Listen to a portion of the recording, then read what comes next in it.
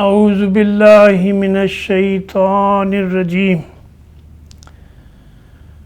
بسم اللہ الرحمن الرحیم وما وجدنا لأکثرہم من عہد وإن وجدنا أکثرہم لفاسقین ثم بعثنا من بعدہم موسیٰ بآیاتنا الی فرعون وملئہ فظلموا بها فانظر کیف کان عاقبۃ المفسدین وقال موسیٰ یا فرعون انی رسول من رب العالمین حقیق علی ان لا اقول علی اللہ الا الحق قد جئتکم ببینۃ من ربکم فارسل معی بنی اسرائیل قال ان کنت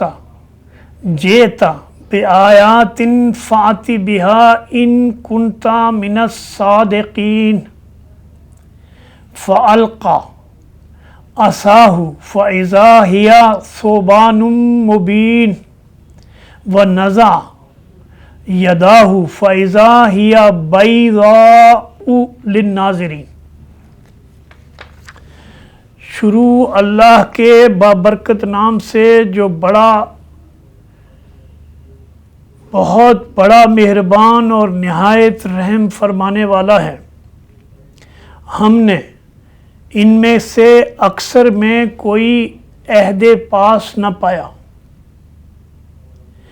بلکہ ان کی اکثریت کو فسق میں، کفر میں، شرک میں مبتلا پایا۔ ان میں سے اکثر فاسق ہیں۔ پھر ان قوموں کے بعد جن کا اوپر ذکر کیا گیا، ہم نے موسیٰ کو اپنی نشانیوں کے ساتھ فرعون اور اس کی قوم کے سرداروں کے پاس بھیجا، مگر انہوں نے ہماری نشانیوں کے ساتھ ظلم کیا۔ بس دیکھو ان فسادیوں کا کیا انجام ہوا۔ موسیٰ نے کہا، اے فرعون، میں رب کائنات کی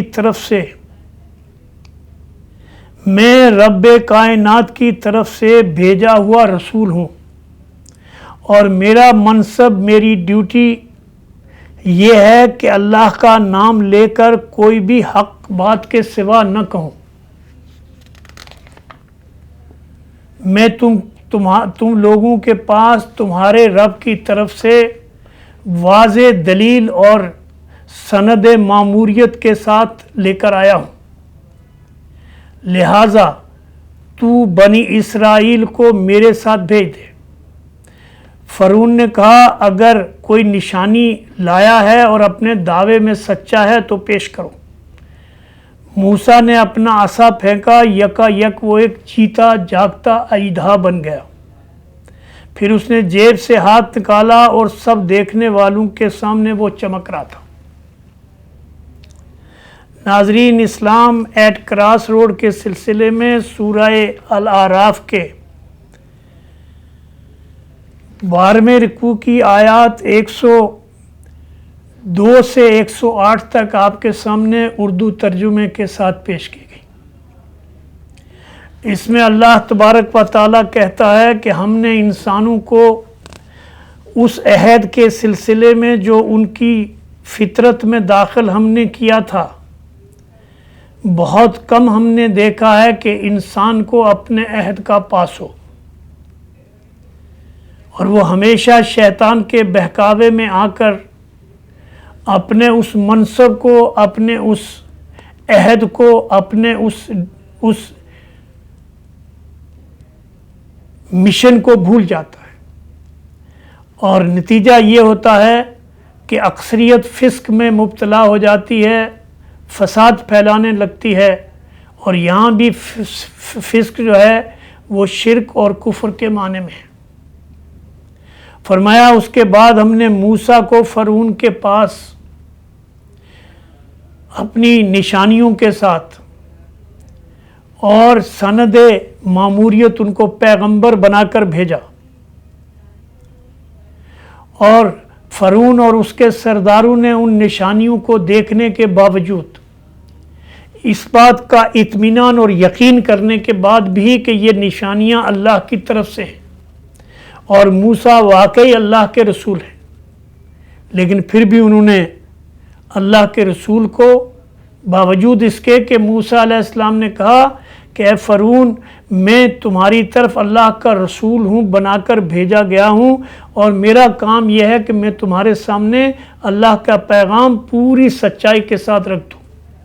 اور میں یہ تمہیں بتا دوں کہ تم نے ظلم کی انتہا کر دی ہے، مالک تم سے بہت ناراض ہے، اور اگر تم نے اس ظلم اور ستم کو، اور یہ جو بنی اسرائیل کے ساتھ تم ظلم و ستم کر رہے ہو،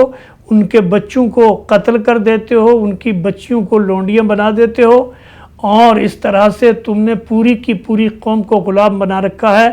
میں اللہ کا پیغمبر تمہیں اللہ کا یہ پیغام دینے آیا ہوں کہ بنی اسرائیل کو میرے ساتھ جانے دو اور ان کو آزاد کر دو۔ تو فرعون نے بجائے اس کے کہ موسیٰ علیہ السلام کی بات پر کان دھرتا، اللہ کے پیغام کو سنتا اور سننے کے بعد اس کو قبول کرتا، تو اس کے اور اس کے سرداروں نے کہا کہ کوئی نشانی لاؤ، اور جب انہوں نے نشانی دکھائی کہ انہوں نے اپنی چھڑی پھینکی اور وہ اژدہا بن گیا، اور اپنا ہاتھ نکالا، بغل سے جیب سے ہاتھ نکالا تو وہ چمک رہا تھا، تو یہ دیکھنے کے بعد بھی وہ حیران اور ششدر رہنے کے باوجود بھی انہوں نے مان کر نہیں دیا، کہنے لگے کہ یہ تو جادو ہے۔ تو اس طرح سے اللہ تبارک و تعالیٰ بتاتا ہے کہ کس طرح انسان اس زمین کے اوپر دی گئی آزادی کو کس طرح سے مس یوز کرتا ہے، اور خود اپنے تکبر اور غرور میں آ کر اپنے مالک کی بات کو خاطر میں نہیں لاتا، اس کا تمسخر اڑاتا ہے اور اللہ کے قانون کے خلاف جنگ کرتا ہے، اور اس کا نتیجہ یہ ہوتا ہے کہ فرعون، آپ کی تاریخ اس بات کی گواہ ہے کہ آج بھی فرعون اپنے اس جرم اور اس تکبر کی وجہ سے، جو اس میں دوسری جگہ قرآن میں آیا کہ ہم نے جو موسیٰ کو فرعون کے پاس بھیجا اور موسیٰ نے فرعون کے سامنے نشانیاں رکھی، انہوں نے وہ نشانیاں دیکھیں، پھر اس نے ان نشانیوں کو جھٹلایا، اور پھر اس نے اکڑا، اس نے غصہ کیا، پھر اس نے اعلان کیا کہ میں انا ربکم الاعلی، اور میں رب اعلیٰ ہوں، اور اللہ فرماتا ہے پھر اخذ اللہ نکال الآخرہ۔ تو اللہ تعالیٰ فرماتا ہے کہ جب اس نے یہ کہا کہ میں رب اعلیٰ ہوں اور میرے علاوہ کون سا رب ہے، اور اپنے سردار سے، اپنے وزیر سے کہا کہ میرے لیے سیڑھی بناؤ تاکہ میں دیکھوں کہ موسیٰ کا رب کیا کام کرتا ہے، یہ زمین پہ تو میں الہ ہوں، اور جب اس نے الوہیت کا اعلان کیا اور اپنے تکبر و غرور میں اپنی تمام حدوں کو توڑ دیا، جیسے کہ آج یہ مسلمان امت کے علماء ہیں، رہبان ہیں، یہ حکمران ہیں، یہ اللہ کی بات کو پس پش ڈال رہے ہیں اور اللہ کی قرآن کی آیتوں کو نہ پڑھتے ہیں اور نہ ہی اس سے کوئی سبق حاصل کرتے ہیں، بلکہ اس کے معاوضے وصول کرتے ہیں، اپنی دنیا کمانے کے لیے اللہ کی آیتوں کو جو ہے وہ استعمال کرتے ہیں، اپنی دنیا کماتے ہیں اور دنیا کو مال بھی کھاتے ہیں اور دنیا کو گمراہ بھی کرتے ہیں۔ اللہ سے دعا ہے کہ اللہ تعالی ہمیں، مجھے، آپ کو اور ساری دنیا کو اور اس خالص امت مسلمہ کو جو اس قرآن کی امت ہے اور جس کو اس دنیا میں نیکی کے لیے، بھلائی کے پھیلانے کے لیے مقرر کیا گیا ہے، اس کو اللہ کی طرف پلٹنے، توبہ کرنے اور ایمان کو سچا خالص ایمان کرنے، شرک اور بدعت سے پاک کر کے ایمان اختیار کرنے اور فرقوں سے اپنے آپ کو علیحدہ کرنے کی توفیق عطا فرمائے۔ اقول قولی ھذا استغفر اللہ لی ولکم وسائر المؤمنین۔